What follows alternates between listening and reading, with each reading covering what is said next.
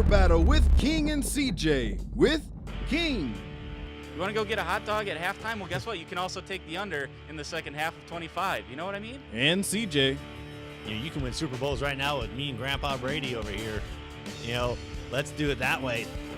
Presented by the fine students and faculty of the Oklahoma State University School of Media and Strategic Communications in beautiful Paul Miller Building.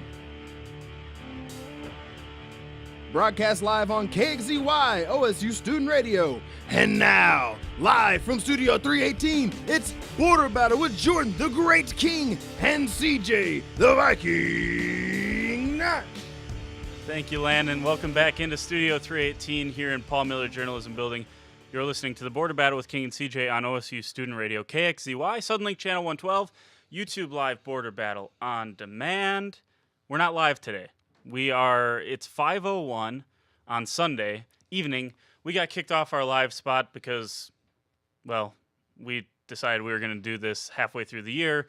A lot of the schedules are set up from last fall through this spring, so we had to vacate the studio for our live show. So, Chris, we're doing it fake live. So we're not editing any of this because none of us have time. Yeah, not only that, to add to it, it'll be like this for just Mondays and Wednesdays, Right. For the next 3 weeks. Fridays will still be live, but yeah, it'll be changed around, but we'll still be hammering out the good stuff. Yeah, it'll still stay 11 to noon. You'll still be able to catch it. It's still going to be the same format. We're still going to tape it live. We're not going to change anything. So it's pretty much nothing on your end changes. It's all going to be played where it's normally played. We'll upload to YouTube at 11 o'clock as well. So nothing changes on your end as the viewer or the listener, but it's just something on our end. So here we are, Sunday evening. So it might throw off a few things such as the ticker, which is stuff that I normally upload the morning of. And now we don't know what's going on in half of the NBA games for today. We'll get to the NBA last today just so we can let this Cleveland-Indiana game, which is a really entertaining one, we can let that kind of run its course because that's going to be an interesting one down the stretch. So we're going to start off with Oklahoma University, not Oklahoma State. We're talking down in Norman. Their spring game was this weekend, highly touted by Lincoln Riley that he was trying to get close to 80,000 people. He didn't get 80,000 people. He got just north of 50,000 people, and it was great turnout for all intents and purposes for Oklahoma. Not a very good game though. These people came out in cold weather and had to sit through a 10-9 game from the Oklahoma spring game. You talk about all the Baker Mayfield put up this past season, and you come to the new spring game and for this new team, and it's 10-9. Was this impressive, Chris, for Oklahoma, or was this a little bit disappointing in your eyes? I think it's a little bit of both. Just because now OU's trying to figure out where do they go next for the quarterback situation. I will say to get 50, like the game itself, though. Oh, yeah. I don't, 52 grand. For that. Well, Well, I was gonna say honestly, yes, you're trying to get 80, but to get 52 out there in the weather, we not to get totally off subject, but you and I and our camera guy Reed went golfing yesterday, and afterwards, the longer the day went, it actually seemed to get colder, which was, to me, it felt like it anyways. So yeah, to get 52,000 people out there to sit in the cold. Kudos to them to have that many even come out. Yeah, you're not going to. They wanted 80, and so from that perspective, it's disappointing. Granted, now you said you're going to have a big musical act. I don't necessarily think Trace Atkins fits a big musical act, but we can split hairs about the music and country music and whether Trace Atkins is. How do you not get Toby Keith? Toby Keith comes to every single one of your games. How can couldn't you just say, hey, Toby, you just want to bring out your guitar at halftime? Or heck, you probably could have gotten Toby to play during the entire spring game. Would have been more entertaining than a 10-9 game between a guy that's better at playing baseball at this point in his career than playing quarterback in Kyler Murray. But here's where it is impressive because Lincoln Riley is a second-year head coach, and he's already got his spring game to have more attendance than Oklahoma State's ever going to have. That's just the way it is. What Oklahoma just got now was probably better than the second half of a homecoming game against Baylor this year for Oklahoma State. pretty embarrassing as far as I'm concerned. Now, that was a blowout. I understand that. But this is a spring game. This doesn't matter. Right. Even a blowout when you're playing Baylor, even a blowout matters. Homecoming matters. And here, Oklahoma, in my opinion, just continued to stomp its dominance on this state in football. Whether people like to hear it or not, that's what it is.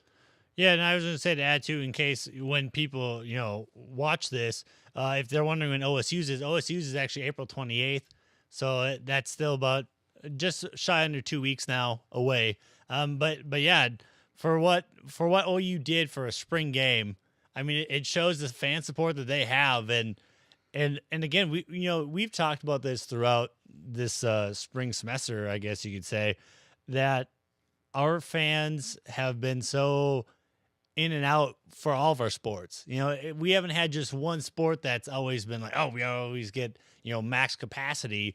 It's always like we always struggle to consistently fill the seats in any of our stadiums or arenas. Yeah, I'm trying to look up the Oklahoma State spring game attendance from last year. I can't imagine it was anywhere over like 25, 30. I can't imagine. But it's hard to look it up, by the way, because all that pops up is Oklahoma, which tells you the story of its own. The other spring game that got a lot of hype was Jimbo Fisher's first spring game at Texas A&M.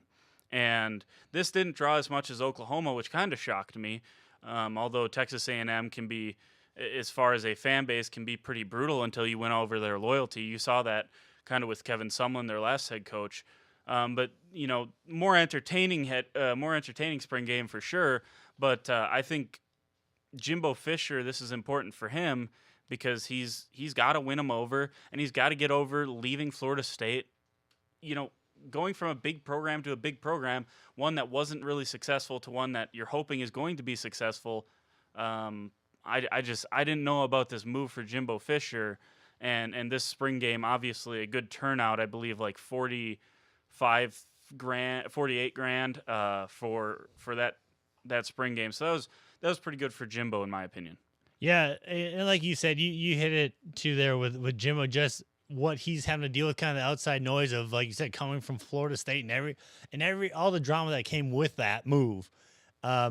It's going to be a challenge, but again, I think that's also part, like, I believe it's his alma mater. Is that also I correct? Don't know. Maybe not. You're springing a question on me I didn't expect. Sorry. Well, I was just trying to think of just the challenge of what made him fully want to come here. Was it the challenge that Texas A&M is? Is there? I didn't know if there was like a tie off the top of my head. I will also add, because I know you're wondering. So OSU last year's spring game, and it was over Easter weekend, so you have to kind of keep that in mind. 18,000 showed up. I don't care that it's over on Easter weekend compared to when it was cold, and you still got 52,000. Yeah, last spring, by the way, which was like 80 and 90 degree temperatures from January on. Beautiful spring last year. And yeah, I mean, it's just it's the difference in culture. And like I don't want to overplay what spring game means. Spring game means absolutely jack squat. It's where you watch backups play against other backups. I don't care about spring game. I'm just saying this is what you have to compete with if you're Oklahoma State. This is the dominance that Oklahoma has in the state with football. Yeah, and I want to add, not just because we're from Minnesota, Wisconsin, like we're not saying just because it's cold. We're not saying, oh, it's not cold. I mean, it's cold out. I will admit that. Like, it's, if you're not bundled up warm, with the wind chill and everything. I mean, we're not bashing people because it's cold out and we don't think it's cold. We agree. No, it's cold. But it's just, that's what we said. Yeah, we're not. But that's not. I was basically what I was trying to say. You don't have to apologize, Chris. Okay. You don't have to apologize to the people. even if we do. No, I'm just kidding. Yeah, we don't. I thought it was cold yesterday. I genuinely thought it was cold. I started to lose feeling in my fingers in the last 4 holes of playing golf. Even today. Yeah, it's chilly out today, there. Today the wind was coming out while we were at the game today, and it was the same way. I was cozy up in the press box. So yeah, that's right. I forgot. Hey, I'm just saying, Chris, you picked the wrong one to have a video camera in your picked the wrong day to have a video camera in your hands. But no, that's what I wanted. That was the point I want to make with this. Was it's disappointing for OU because, yes, you didn't hit the mark that you want. You want to be mentioned in the names with Alabama, with Ohio State, who's constantly drawing 80 to 90,000 people to their spring games. I understand that. but you got a long way to go. And for a second-year head coach, this was really impressive. That's the flip side of the coin. And then, if you're OSU, that's what you're competing with. You have to understand that this is the kind of hype that surrounds the program, whatever it is, 90 miles south of you. That's what you're trying to recruit against. That's what you're trying to compete against. And to be honest with you, when you're drawing 20,000 compared to 55,000 to a spring game, and you have recruits at those spring games, there's going to be a difference in what the culture is that's felt by that recruit. So let me ask you this. Is it more impressive that Jimbo Fisher got, I think he said 54,000 or 48,000, or Lincoln Riley getting the 55? Like I know taking out temperature and all that, because I think it's probably Lincoln Riley, because who's the more household name as a head coach? It's right. Jimbo Fisher, right? And as far as like tradition goes, I think Texas A&M has plenty of tradition and plenty Texas A&M is a rabid fan base as well. So you can talk about Oklahoma and how rabid that fan base is, how loyal they are almost to a fault, but Texas A&M is very similar to that regard. So in my opinion, I think it was a little more impressive actually that Lincoln Riley got people here. The thing is, it's going to probably get talked down a little bit because of how big he was hyping it up, and that's the risk you take when you start to kind of spew your mouth off like that. But another thing about this, we learned that Jimbo Fisher, that Lincoln Riley overuses the eyeball emoji, and I'm really starting to get sick of it. I don't even follow the guy, and I end up seeing the eyeball emoji from him on my timeline some way. Just unbelievable. All right, we're going to take a quick break. When we come back, we'll talk actual Oklahoma State stuff. We're not going to talk OU the entire hour. Talk about baseball. They headed out to West Virginia. We'll tell you how they did next on Border Battle on KXCY.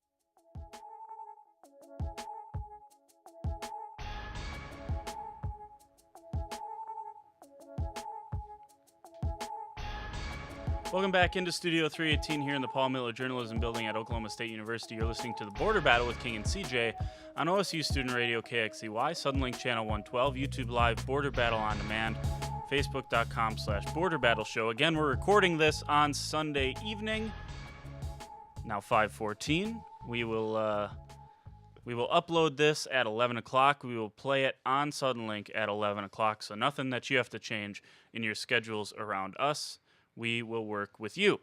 That's what's so great about us, Chris, right? Right. No, I'm just kidding. But we do appreciate, Chris and I do appreciate our crew coming in on a Sunday evening, shortening up their weekend for Border Battle. We really appreciate that. So thanks to them. All right, Chris, softball, a big sweep this weekend. A lot of people, I asked Cam on Friday if he was shared the feeling that maybe what Texas was doing was fluky, and he said, yeah, to a certain extent. Now, Texas did sweep Texas Tech this weekend, so they're now 9-0. Oklahoma State moves to 10-2 after this sweep of Baylor. Baylor, a team that was probably considered ahead of Oklahoma State in the preseason. I don't recall if there was a preseason poll or what it said. But today, you and I were out there 5-1. What stood out from you watching it live in person this last game against Baylor? Just the timely hitting right from the start. Because you can make the argument it was chilly start of the game. At noon it started and it was maybe 40 degrees and with the wind. So I credit the bats to be moving in the first few innings, because when it's cold like that, sometimes it can take you a while to maybe get heated up, to get kind of warmed up. And but I mean, they jumped right on the starting pitcher for Baylor right from the start. And, they rode that momentum and phenomenal pitching again by Cakley. Cakley, yep. Thank you. But, for what their pitching has been just on the ball right now, and that helped. Yeah, in his post-game press conference, Coach Gajewski mentioned, I asked him about, there were a couple times where hitters weren't rewarded today for battling hard. They still ended up getting out, but there's a couple times that come to mind. On bases were loaded for Chelsea Alexander. She saw 8 or 9 pitches that at bat, and then the very next inning, Taylor Lynch saw like 10 or 11 pitches with two people on. They both ended up getting out, but I asked him, the battle is obviously there. And he mentioned this 134 pitches for Gia Rodoni, Baylor's starting pitcher. 6 innings, 134 pitches. That's over 20 pitches in an inning for her. And for Oklahoma State, to even when they weren't scoring, they didn't score after the second inning. For them to still work counts, put people on, put the pitcher in difficult situations. There were innings where they didn't have one runner on base, and they were still making her throw 17, 18 pitches in that inning. And something that's really impressive, because when you're playing the great pitchers, because Rodoni is one of the better pitchers in the conference, when you're going to play next weekend against Texas, closing out the season against Oklahoma, you're going to have to play the top pitchers in the conference. And if you're going to be able to work counts like this, I think you're going to set yourself up in a really good situation. Yeah, and to add to that too, I was actually listening to kind of his interview with I forget the guy's name on the radio. But he was saying too that even there was a few on I believe it was Friday when we were even watching it up here, that their defense, they had a few, even today they had some costly errors at the second base. They some throwing errors, they couldn't handle the ball when it came off the bat. And but Coach Gajewski said though too, the thing he likes about this team is it's coachable. They learn from their mistakes. When they make a mistake, they take it personal. They don't. They take it in, but then they think, okay, it's the next pitch. You got to move on, and his team did a great job throughout this series, having errors, but then moving on and fixing things. Yeah, a couple errors today, and some that weren't even classified as errors that just put the defense in a bad situation and allowed runners on base. But like you said, Cakley pitched really well in that game today, and then relieved for like 13 pitches or whatever it was, 12 pitches, whatever, by Logan Simonek just to close out the game with the last batter. But to your point, I think it was Maddie Sue Montgomery is the second baseman. She struggled a little bit in the field, I think, by her standards, by anyone's standards, really. It's just not a very good, well-played game or series at second base. But you look at her offensive output, in game 1, she had 2 home runs. She's always setting it up in the position to where Shippey's on, Taylor Lynch is on, and she drives them in. So what she offers offensively so far, at least in this series, made up for some of the defensive mistakes. I want to ask you this. You were out there for most of the game filming in center field. Were you out there when the play of the day happened? Hopefully SC top 10. We'll see. Maddie Holcomb going back on a fly ball that was out. It was over the fence, and she brings it back in. Were you out there for that play? Yeah, and I was actually just going to bring that up. You took it right out of my mouth. I was just saying, they may have had some bad, but then they also had some great players. Like you said, Maddie Holcomb, the way it was going, watching it, I actually thought it was way gone, but it showed the wind that was coming from the north kept that ball in play, or gave her the chance, I should say. Because if she'd have missed it or had a bad jump, bad route, it was gone. She just had perfect timing, and it just went over the wall that she was lucky enough to grab it. But I mean, it was an insane play. Great hit by Shelby Frudenberg in the first place. That any other day would have been gone. Yeah. It was just the Well, wind. and not to like only blame the wind for like Baylor here. It was still a challenging play because of the wind for Holcomb, because it was swirling. That ball did not take a straight path Right. out. Like, she had to track it. She was on the run backwards. She said, talked to her after the game as well. She said that they kind of have a system out there where they'll count down the teammate to the wall, how many steps they have left. And she said she just jumped and got it. She said by the way, she said it's her best defensive play at OSU, because she said coming in she wanted to rob a home run. So here it is 4 years later, one of her last conference games at Cowgirl Stadium, and she robs a home run. And I think that was a huge momentum killer. Probably. I think it really took the heart and the fight out of Baylor. Even in the first inning, Baylor had their center fielder misplayed the ball going to the glove. That ended up as a double, and I think that was I don't know if that was Montgomery who hit that or Lynch. It might have been Lynch actually who hit that. That the center fielder, like you said, though, that wind, the ball was swirling, hit the grass, and it creamed off her glove, and it's that same thing. But as soon as she robbed that, you could just see it and feel it that it was all momentum was Cowgirls. Yeah, Taylor Lynch, that was because it allowed Shippey to score from first base on that, which should not have been. It was a routine single. She should have been probably standing on third. I think they had a hit and run on for that one. But overall, a good series. When something wasn't working, something else ended up picking it up, and for the Cowgirls, that was really important. Yeah, and to add too with the first game, especially when we watched that, the amount of fight that this team has. They had the lead. It was like 6-1 at one point, or 5-1. 5-1. And then it was 6-5. Baylor came back. They had a bunch of errors. OSU did, and Baylor was also in the lead. Then you have the bottom inning, and OSU's right back, gets the lead back. And ends up ruling them. And ends up run ruling them. Yeah. So the fight that this team has showed, even the doubleheader, the second game, to come back, you're down 1-0, and then bottom of the seventh, you come back and you score 2 runs to win it. Yeah, really good day or good weekend for Cowgirl softball. Another good weekend for Cowboy baseball as well. They go out to West Virginia. West Virginia, not a great baseball team, but it's still a trek out there to Morgantown. They win 2 out of 3, win the rubber match today. Yesterday they give up 10 runs, 6 in the first by Carson Teal. Again, something we're not really accustomed to seeing from him. So good day to bounce back today. And by the way, they were down 4-1 heading into the 6th inning today, and they get a couple in the 6th, a couple in the 7th, and end up beating West Virginia. How big of a last game was this to get back into it and overall just take the series? Oh, really big. Again, this is now their third. All the conference games, they have won each series, all 3 of them so far. So it's a big game. It's a big thing when you can, you have a rough game, the day before, and then you come right back out and you're down, and then you're still, it's that fighting, they keep fighting back. Even at 7, they were down 8-4 or something at one point, and they came back, made it a 1-run game. And then unfortunately, bottom of the 8th, gave up that home run, and that kind of finished the score at 10-7. West Virginia won.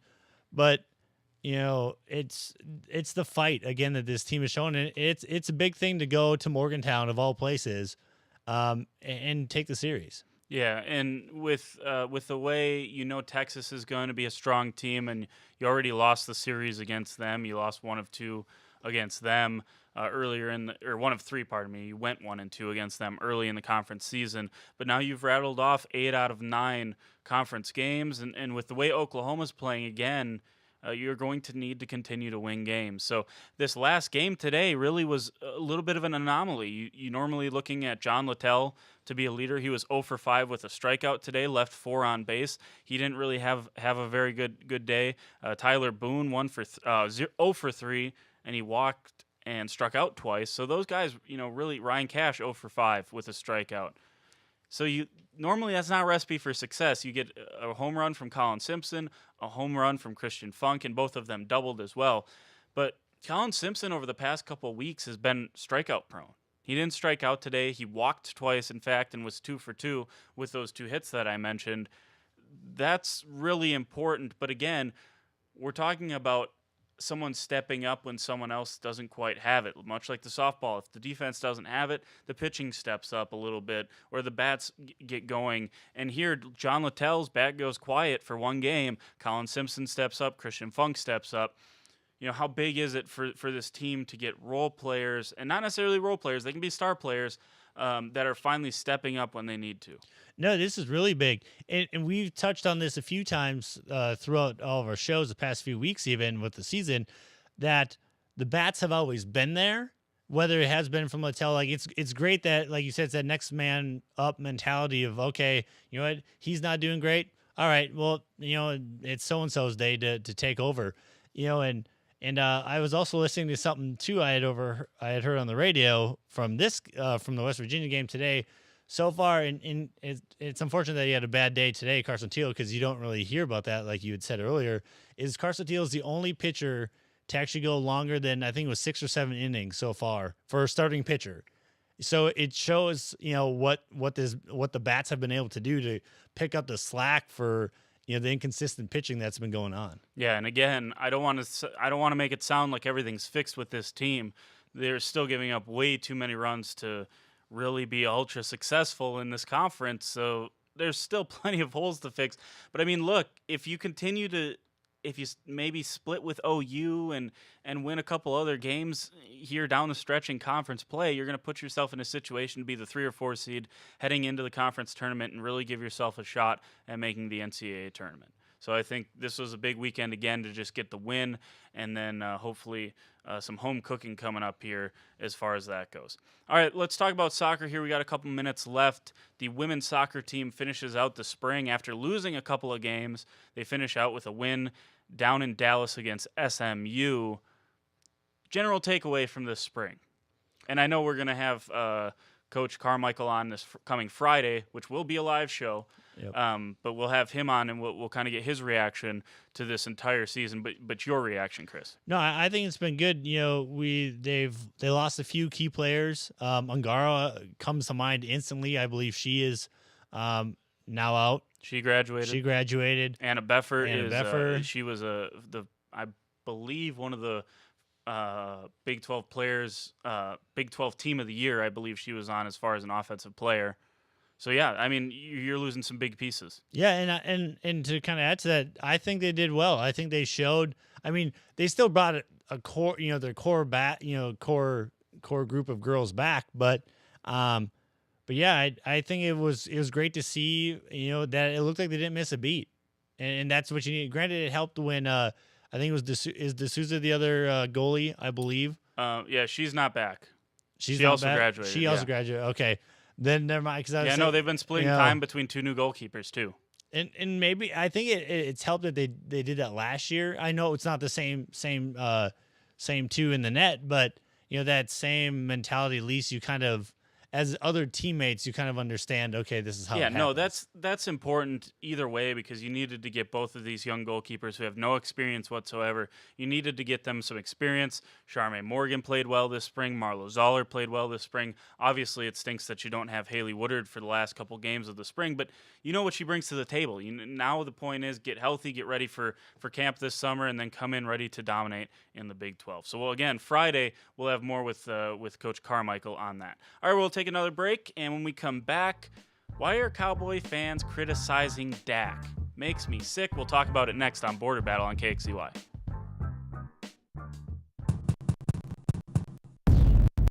Against Kansas in that win, 12 threes made. Against OU, 9 threes made. Against Baylor, both times they played them, 5 threes. Falling into this role, I kind of like it. Just any chance I get to throw for this team, I go out there and help them out in any way possible. I love to do that for them. Is it disappointing for this team to know that they could potentially, if given the opportunity, have success in March, but the thing is it's looking less and less like they're actually going to get there? I mean, you're dealing with one, right now, the premier softball program in the nation in Oklahoma.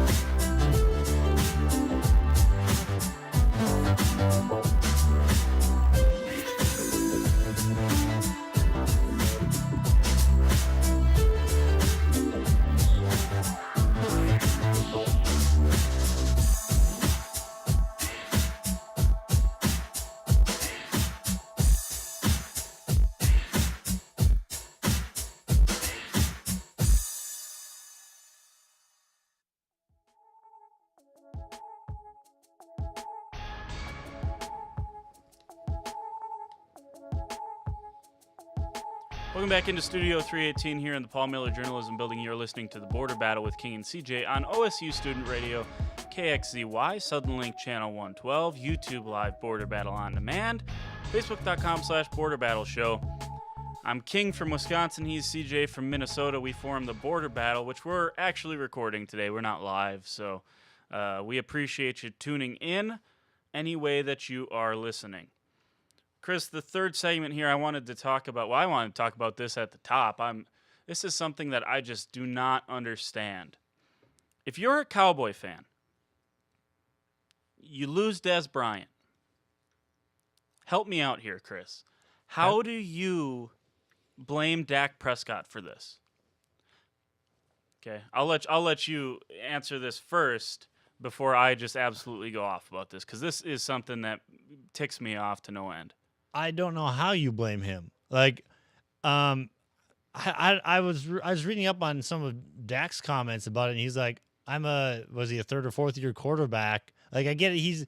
He was one of the captains, and some of the stuff, Dez Bryant had said, kind of hinted at, the people that wear the C and the inside people. But really, like, I don't know. I don't see how you can blame Dak Prescott for the Cowboys releasing Dez, and it said too is because it was a financial thing. It wasn't like so where does that also go? Oh yeah, that's all Dak's fault because financial stuff matters more to Dak than does to Jerry Jones. Is Dak Prescott a great quarterback? No, he's not. Is Dak Prescott a top 10 NFL quarterback? No, he's not. I understand that. I get that. Okay? Is he the best quarterback for Dez Bryant? No, he's not, because his arm strength isn't quite there to be effective with Dez Bryant. I understand that. However, Dak did not sign this contract. Dak did not slow Dez Bryant down.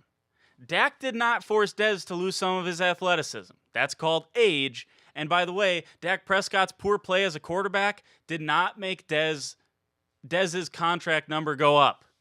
It didn't. If you want to believe that, congratulations. Well, I don't know what to say to you. I'm not going to convince you of much here. But just because Dak is a limited quarterback as far as arm talent goes, that doesn't automatically mean that he was out to get Dez. I don't understand this. And for Cowboy fans who, yes, Tony Romo did a lot of winning for you. And Tony Romo and Dez were great together. How many playoff games did they win together? 0? I'm just waiting. Let's see if we can get an they're no, like, I understand that they were a better combination. Dak Prescott in his first year, you can say it was because of Zeke. You can say it was because of the offensive line. He helped lead you to the number 1 or 2 seed, I forget what it was, in the playoffs. And if it wasn't for a great play by Aaron Rodgers, you would have been going to Atlanta to play Atlanta. Or they'd have been coming to you if you were the 1 seed. And then you have a shot to go to the Super Bowl. It was one play by one of the greatest quarterbacks this league has seen. And even for him, it was a great play. Even for Rodgers, that was a great play. And now you want to get rid of a quarterback rather than a receiver in a league where receivers don't win you games. They don't. Quarterbacks do.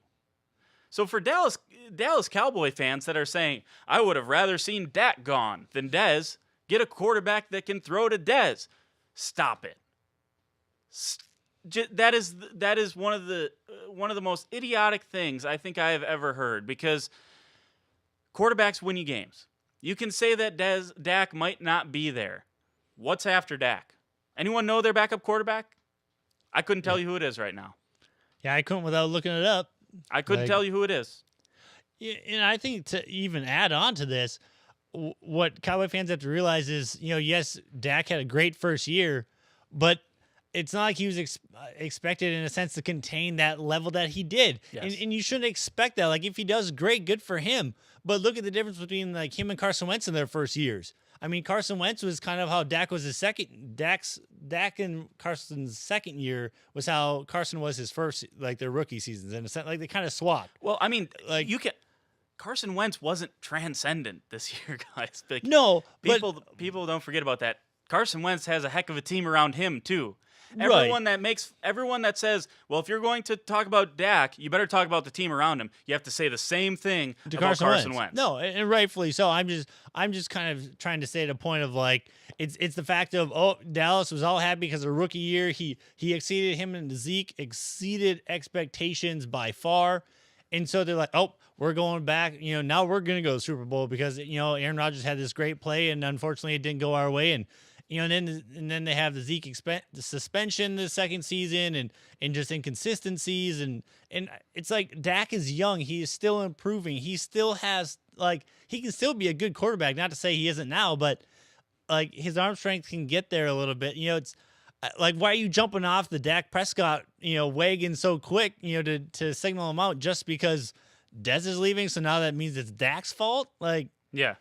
And here's the funniest part of the entire thing.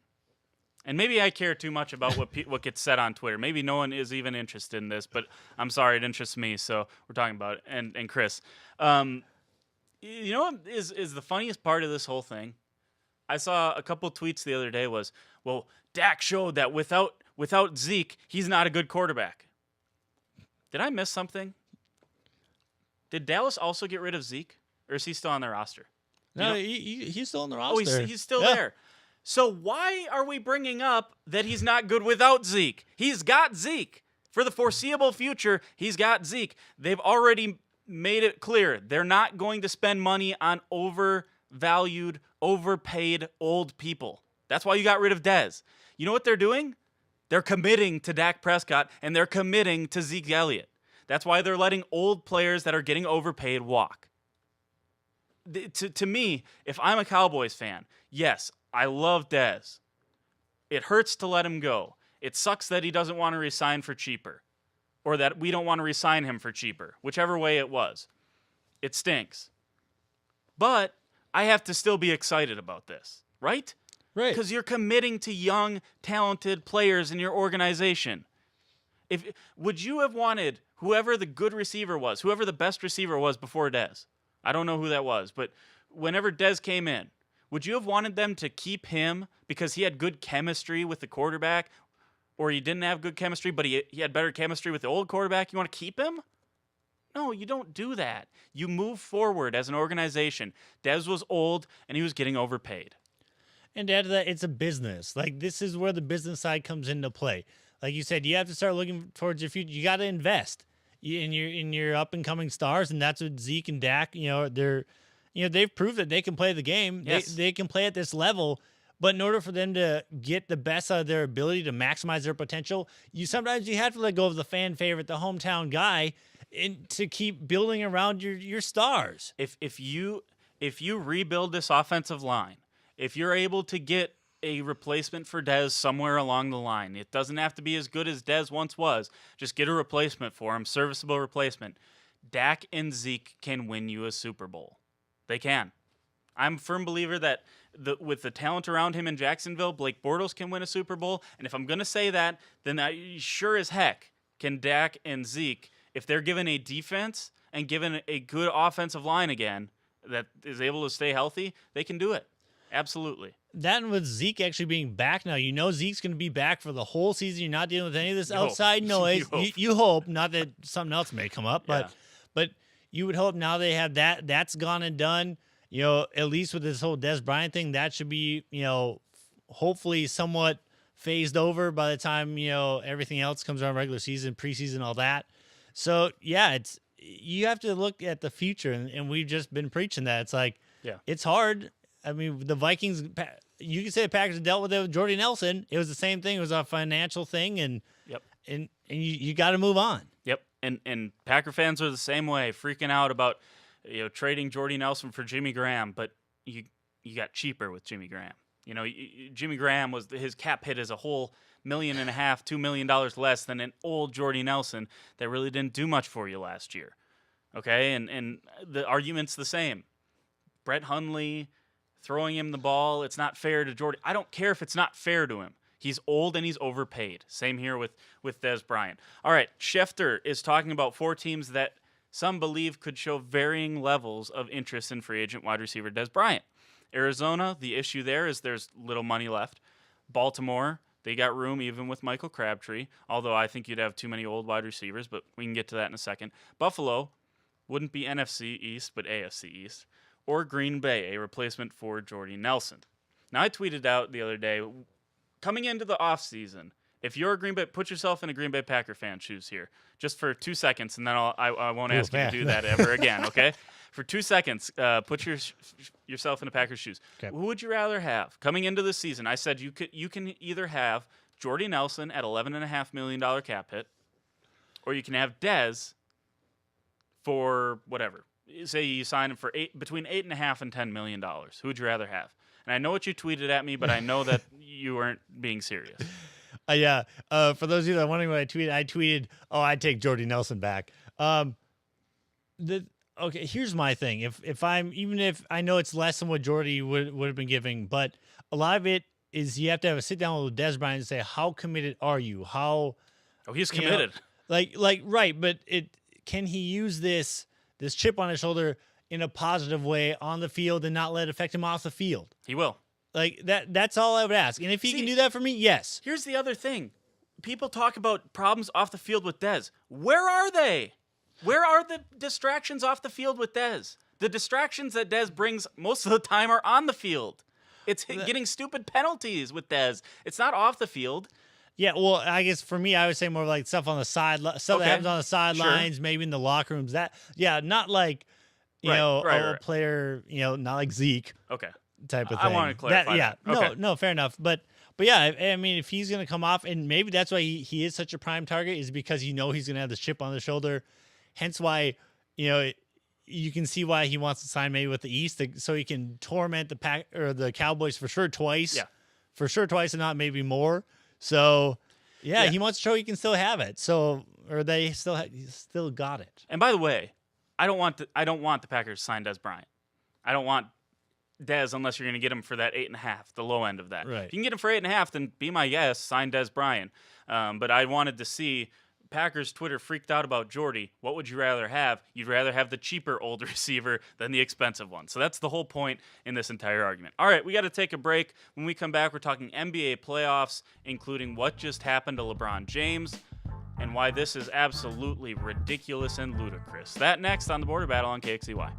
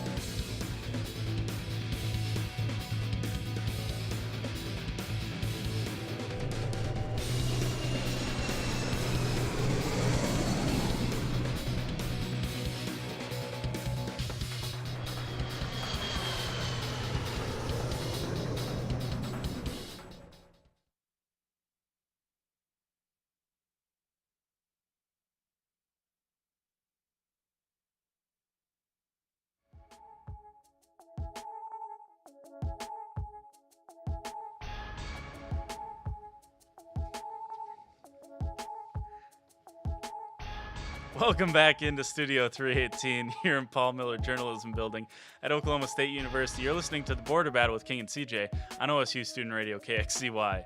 We have too much fun between breaks here. I see. Are you all right there? We really Jordan? do. We have too much fun. Too much fun when we go to commercial. All right, welcome back. You're listening on OSU Student Radio KXCY, Sunlink Channel 112, YouTube Live, Border Battle on Demand. We are not live today, but you will be watching it when you normally do. That's 11 o'clock to noon, Monday and Wednesday. And then Friday, we will actually be live with Coach Colin Carmichael of the soccer team. We're excited for that one. I'm excited to hear his perspective on what he was trying to get accomplished and whether or not he feels he did get that accomplished this week or this spring in football. I almost just said football. Soccer, European football. Chris, NBA talk. How are your Minnesota Timberwolves going to do tonight? Because again, we are pre-taping this. It's 5:47. Got a few hours here before I think it's 9 o'clock. 8 o'clock. 8 o'clock. 8 o'clock Central. I'd I'd be very surprised if they come back from Houston with a win. They're young. They're still new at this. I mean, they got to the playoffs, which is great. And not to say Jimmy Butler can't help them. You know, that's why I think they can win one game. I think at home, I can see game 3, no matter if they're down 2-0 or whatever they're down or whatever the series may be at for game 3. I think you live off the hype of the crowd. I mean, the crowd, Minneapolis is going to be bumping for game 3 because this would be the first time having a playoff game at home since 2004. So do they do bumping up in Minnesota? I didn't know. Yeah, I didn't. You get what I mean. Like they're just bumping. When you think of Wisconsin, I don't think of us ever bumping. Like, well, we do the roll out the barrel, man. Roll out the barrel, Wisconsin. But no, yeah. By the way, go YouTube, roll out the barrel, catchy song. You'll find yourself dancing. Might be the worst few minutes of your wasted time. If you don't like, just continue. Yeah, just continue. No, I thought it'll be interesting to see. Like I said, I think they'll win one. I don't see the Timberwolves really doing a lot. I know their odds of winning because part of it's our defense is not there. I saw someone was like the chance of us actually upsetting was like less than 1% because they're like, oh, the Rockets are going to average like 1 million points per game against this team. Which, to be fair, end of the game against Denver, Wiggins Wiggins just disappeared. It was like a 4-on-5 for Denver because every time the ball came towards Wiggins' side of the court, he was gone. He went to the other side. He's like, nope, I'm out of the play. I'm not doing this. It's Tell like, me how you really doing? feel. Yeah, by the way, 1 million ridiculous. points, I believe, if hopefully my Comp 1 and 2 instructors are listening, I believe that's called rhetorical hyperbole. That is not actually how many points they will average. I wanted to ask you, you got some more? No, I just had a question for you, but go ahead. Oh, okay. Well, it depends. Is your question gonna be about Timberwolves stuff? No. Okay. Mine was going out. I just want to double check. I know you might want to. If jump we were to the ever Timberwolves going to side edit of a segment, it would be right now. This is. Go ahead. I want to ask, what do you think of this whole Milwaukee-Boston game? Well, here's my thing. If that is LeBron James, Russell Westbrook, Kawhi Leonard, James Harden, I mean, you can go a list about 20 deep. That's not a foul on. That's not foul on. 20 guys.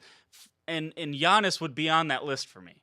His sixth foul. You're talking about his sixth foul. foul. The one we saw going to break. Okay. His sixth foul. Was it a foul? Absolutely. Do you call that in the last couple of minutes against one of the star players in the NBA? You don't ever see it called. That's my only complaint with it is there's no consistency here. If this got called on LeBron James, fine. James Harden? Well, James Harden wouldn't show the effort to go get it. Russell Westbrook? They might call it on Russ just to get a reaction out of him. But no, this would not. That's the only thing that ticked me off. But if you're Milwaukee, you're feeling pretty darn good. This is the best you're going to feel coming away with a loss in that situation. This is the best you're going to feel, in my opinion. Well, and talk about an ending, for the Celtics to go up 3 with 15 seconds to go. Then you have Brogdon hits the 3 to tie it. Then I you think have that was Middleton. No, Brogdon, because Middleton went into overtime. Oh, I don't know what you're talking about. I believe it was so they were down 3 with 15 seconds to go. Okay. Brogdon hit a 3, and then Rozier hit one with there was like 0.5 left on the clock. Chris Middleton hits like a 32 foot 3-point shot. And honestly, at that point, I figured it was Milwaukee's to lose. But also kind of to add to Well, your it was. point, They just lost it. right. But Milwaukee should be happy. Never will the Celtics again have 4 guys score 20 or more points. I hope you're right, Chris. I hope you're right, because I think that's what they have to have now. Right, it's what they have to have, but I don't know. Or 4, and then you have Tatum with 19. What I'm saying is what Milwaukee did today will strike fear into Boston fans' hearts.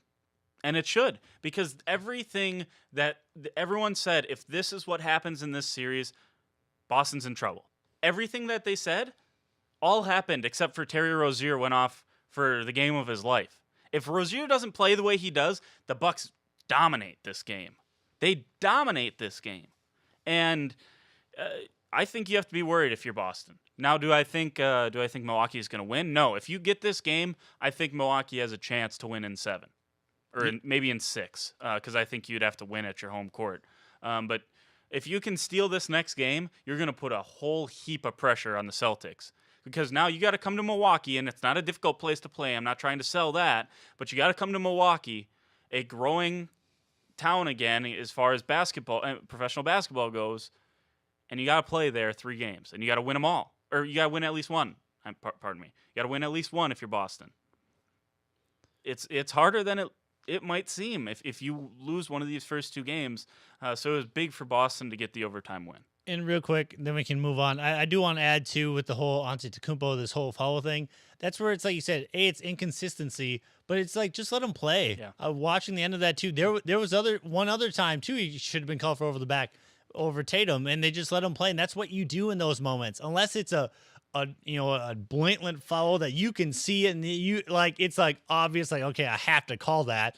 Like, if not, let them play. And That's this what wasn't you one want. of those, right? Right. And it was not. It was, they're both going for the ball. It was a basketball play. The Like- only evidence you need that it wasn't a clear foul was one of the refs calling a jump Exactly. and then getting overruled. By the way, the closer ref called the jump, and the one standing out at half court ruled it because, again, NBA referees think people pay a lot of money to come see them perform. But that's happened all the games. Even yesterday's game, San Antonio and Golden State, there was a few. Like, Clay got teed up by the ref who's on the other side of the court. Like, Yeah. what? Like, it's this inconsistency by the groups of refs that have been, doing the games. Yeah. You got any problem with the way Pop treats the media? Pop comes in and pretty much rhetorical questions, and he says, "Answer them yourself. Did you watch? Blah blah blah blah blah." And then someone asks him about Kawhi, and he says, "Ask his group." Yeah, no, honestly, I thought love this was interesting. I like it was interesting, but it shows the disconnect that is there for him It's to say, over for his Kawhi. group, right? Like they say that when you hear Coach Pop, who if you lost his respect Yep. in that form when he And you're says, done. his group, like, come on, like it, yeah. But to kind of get away from that for a second, I love that when Pop does this. Like, that's what makes Pop's interviews so fun. Yep. Because you don't know what he's going to say to you. Like, if you saw it all the time with Craig Sager and him. That's why they work so well, because you don't know what he's going to say. Yeah, and by the way, Pop had the utmost respect for Craig Sager. I think Pop respects journalists and the work they do. He just, like, after a loss, like anyone would, he's a little bit more emotional and a little crankier maybe in his. He's getting a little older now. I don't know. Maybe he's a little more cranky. I'm not sure. But it's like Russell Westbrook. We, as journalists, we all want great quotes. We don't want a guy that's coming out there and to a certain extent, like Mike Gundy after games and being like, oh, here's some things that we got to improve on. I said we needed to work on that, and clearly we need to continue to work on it. Cool. So what? Give me something to work with here. Give me a lead that I can write. You know what I mean? Let me show a little personality. And every time they show no personality, like Marshawn Lynch, he just says no comment. People hate him. Except for when you do what Russ does, and you do show personality, and a stupid question is asked, and then you fly off the handle, and you flip out about him answering the way that you would answer if you were asked that question after a loss. Yeah, I do want to ask. I don't know how much of the Golden State Spurs game you were able to see at all. Not much. But I guess from the little that you saw, is it safe to say, like I personally thought this would be a close series. Is it safe to say that this actually looks more lopsided? Like the Warriors does. showed that, like, okay, hey, we're out of the regular season. Like the Warriors were so engaged yesterday. Like I don't know if San Antonio has a chance at all. Maybe to get one at home, but that would be about it. I don't know if they can steal one here at Oracle. Yes, it does. It does feel like that series is far and away trending towards the Golden State Warriors. But again, I want to see it. I want to see it multiple games in a row because we just had a 20-game stretch where Golden State looked like it didn't care. And again, it's difficult. People always criticize LeBron for it. So now if you're gonna do that, now I'm gonna do the other side and criticize Golden State for it. It's not easy to flip that switch. If you don't know when to do it, how to get other guys to do it, it's hard to do. Real quick, because you kind of talked about LeBron, what are your initial thoughts on Indiana's 98-80 win over the Cleveland Cavaliers? Congratulations, you extended it to 5 games. I don't think Cleveland's in trouble. Yeah, well, that broke LeBron's 21 consecutive game 1 wins, which, yeah, That's I mean, too not bad. that that means anything, but I don't know.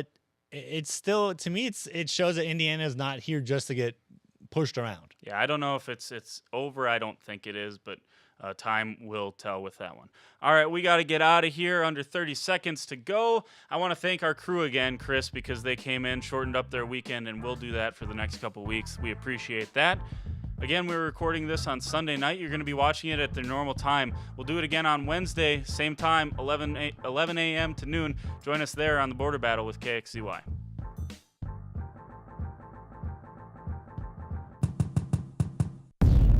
Against Kansas in that win, 12 threes made. Against OU, 9 threes made. Against Baylor, both times they played them, 5 threes. Falling into this role, I kind of like it. Just any chance I get to throw for this team and go out there and help them out in any way possible. I love to do that for them. Is it disappointing for this team to know that they could potentially, if given the opportunity, have success in March, but the thing is it's looking less and less like they're actually going to get there? I mean, you're dealing with right now, the premier softball program in the nation in Oklahoma.